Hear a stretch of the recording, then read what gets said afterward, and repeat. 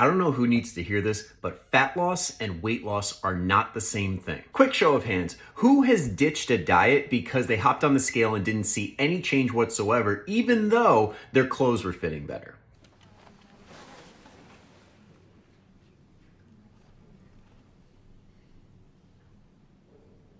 This is because we're focusing on the wrong things. When you jump on a diet, and especially if you start doing things like strength training or just being more active for the first time in a long time or the first time ever, you will build muscle at an accelerated rate, and it may result in a net zero on the scale. Because let's say you lose a pound of body fat in 1 week, but in that same week, you gain a pound of muscle. That's gonna show nothing on the scale. But in reality, you just recomped your body in a positive way where it's going to, after weeks and months of doing this, improve your metabolic health. It's going to reduce joint pain, and it's just gonna make life tasks so much easier. But because we're relying on the scale, we're just gonna ditch this completely and miss out on all those benefits. This is why if you are trying to burn body fat for health reasons and put yourself in a position where you can live a more active life rather than just chasing a number on the scale, you can't just rely on the scale. One of the better ways to gauge progress when it comes to goals like this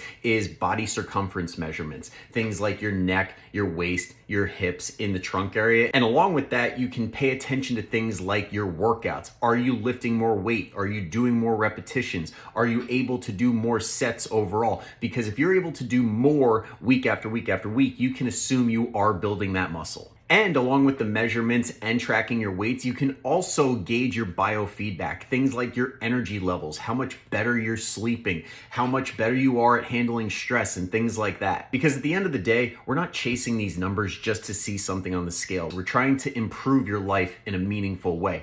And if you want to do that, you need more than just one metric that doesn't tell us a whole lot.